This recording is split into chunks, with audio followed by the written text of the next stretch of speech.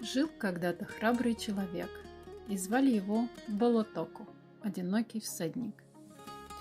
Не было у него родственников, так как в их роду двое мужчин не уживались. Был Болотоко другом 7 братьев Азарику. Всегда он один путешествовал. Много в ту пору развелось недобрых людей, так что приходилось Болотоку защищать честных да бедных от воров и убийц. За это ненавидели его абреки и стремились разделаться с ним. Болоток знал об этом, но по-прежнему вставал на сторону слабых.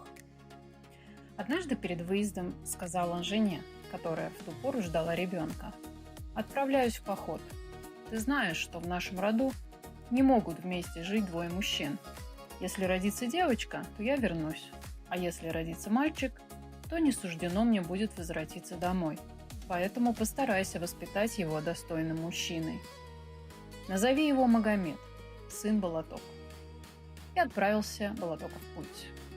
Вскоре жена его родила сына. Мальчику дали имя Магомед, сын Болотока. Через некоторое время вернулся конь Болотока без седока. Догадались люди, что всадник погиб. Сняла жена с лошади сбрую и оружие мужа, а конь не дался в руки и умчался в лес. Жена Болотоко отдала своего сына Аталыку на воспитание. Тот заботливо растил мальчика до совершеннолетия, научил его верховой езде, меткой стрельбе, владению холодным оружием, правилам наездничества и, конечно, адыги-хабзе. Возвратившись в родной дом, юноша принялся упрашивать мать разрешить ему взять оружие отца и сесть на его коня.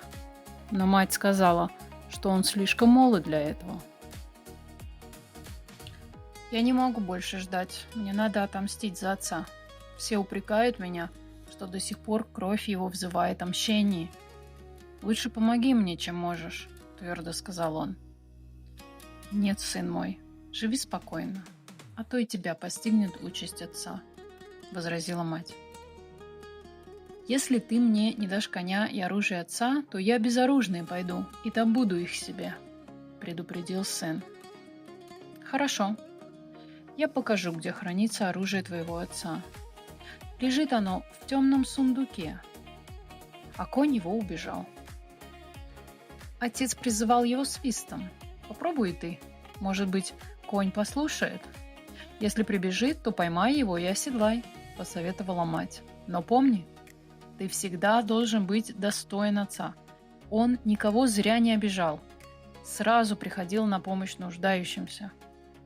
Всегда отец твой был защитником слабых и обиженных, грозой тех, кто творил зло. Теперь его нет на этом свете.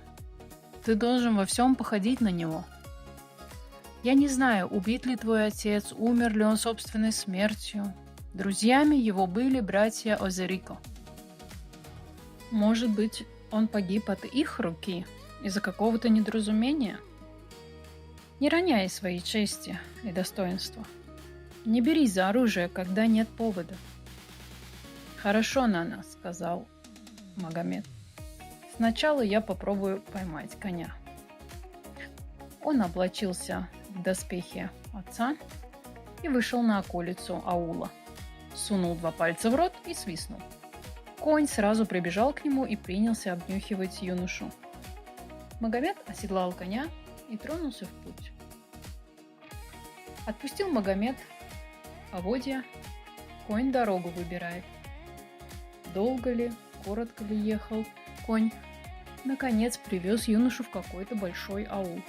Остановился скакун у первых ворот. На его зов из дома вышел какой-то мужчина.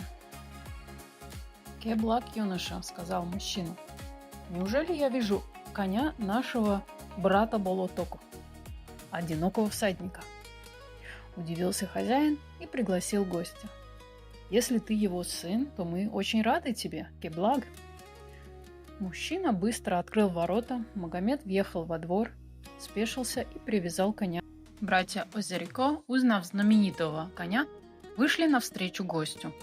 Магомета пригласили в Кунацкую. Вскоре принесли ане, стол с обильным угощением. «Твой отец был нашим братом, но он почему-то уже несколько лет подряд объезжает наш дом стороной. Чем мы могли его обидеть? Вины за собой мы не чувствуем. Ты тоже пришелся нам по душе. Если ты не против, то мы хотим стать тебе братьями», сказали Магомету братья Озерико. «Я с удовольствием побратаюсь с вами. Рад я и вашей дружбе. Путь я отправился, чтобы отыскать отца. Найти мне его надо, живого или мертвого. Надеюсь, что вы поможете мне», — попросил Магомет. «Мы согласны», — ответили братья Озерико. На следующий день все 8 братьев отправились в наезд. Силы и ловкости братьям Озерико было не занимать, и Магомет старался не отставать от них. Юноша тоже пришелся по душе братьям Озерико. Несколько лет провели они в седлах, но разузнать о судьбе Болотоко, одинокого всадника, им так и не удалось. Вернулись они домой, и с той поры Магомет один отправился на поиски отца. Однажды попал он в незнакомую страну и на лесной тропе встретил отряд в 100 всадников. Занимались они дележом добычи. Подъехал к ним Магомет и отдал салам. Ему вернули салам. «Кеблак, будь нашим гостем», — предложил атаман. Он внимательно осмотрел коня Магомета, обошел его со всех сторон, а потом сказал своим спутникам: «Эй, мои богатыри, как удивительно похож этот конь на когда-то приглянувшегося мне коня старого Болотоко. Ну-ка посмотрите». Подошли 5 мужчин, они тоже осмотрели коня. «Батыр-хан, это тот самый конь», — сказал один из них. «Где ты взял этого коня, парень? Того, кто раньше ездил на нем, я давно убил. Слезай, собачье отродье. Мы дадим тебе старую клячу, и ты на ней доберешься, куда тебе нужно». Магомет очень обрадовался. Наконец он встретил тех, кого искал. «Где ты взял этого коня?» — еще раз спросил атаман. «В лесу поймал», — ответил Магомет. Он слез с коня и покорно пересел на клячу. Юноша знал, что конь отца все равно вернется к нему. «За то, что нашел мне этого коня, я дам тебе походное продовольствие. Эй, принесите сюда гомыль для этого славного юноши», — приказал атаман. Принесли Магомету гомыль, сложил юноша пищу и поехал дальше. Отъехав в сторону, он спрятался в лесу и принялся прислушиваться к тому, что говорили грабители. «Теперь, мои богатыри, — сказал атаман, — мы устроим засаду на старой дороге. По ней будет возвращаться свадебный приезд армян, там мы и нападем на них. Я возьму себе невесту, а вся остальная добыча будет вашей». Сели всадники на коней и поехали. Магомет двинулся следом за ними. Много ли, мало ли истекло времени, однако показался на дороге свадебный приезд. Экипаж, сопровождаемый небольшой группой всадников, приблизился. Грабители стеганули своих коней и с криком налетели на свадебный поезд. Трижды свистнул Магомет, его конь сбросил с себя атамана разбойников и примчался обратно к юноше. Магомет быстро вскочил на него, конь вихрем понесся к карете, выхватил меч юноша, принялся рубить головы грабителей, а его конь грудью сшибать других коней. Когда все грабители были перебиты, к Магомету, сыну Болотоко, подъехал распорядитель экипажа. «Молодец, мой младший брат, ты достойный мужчина. Наш аул совсем рядом. Кеблак, будь нашим желанным гостем. Мы никогда не забудем того, что ты для нас сделал. Дай бог, чтобы мы могли отплатить тебе таким же добром», — сказал он. «Ничего особенного я для вас не сделал. Для меня честь быть вашим гостем. Сейчас я не могу погостить у вас, я разыскиваю отца», — ответил Магомет. Экипаж продолжал свой путь, а юноша поехал к тому месту, где конь сбросил с себя атамана Абреков. Тот без сознания лежал среди камней. Магомет привел его в чувство. «Скажи, трусливый злодей, где и как ты убил моего отца Болотоко, одинокого всадника?»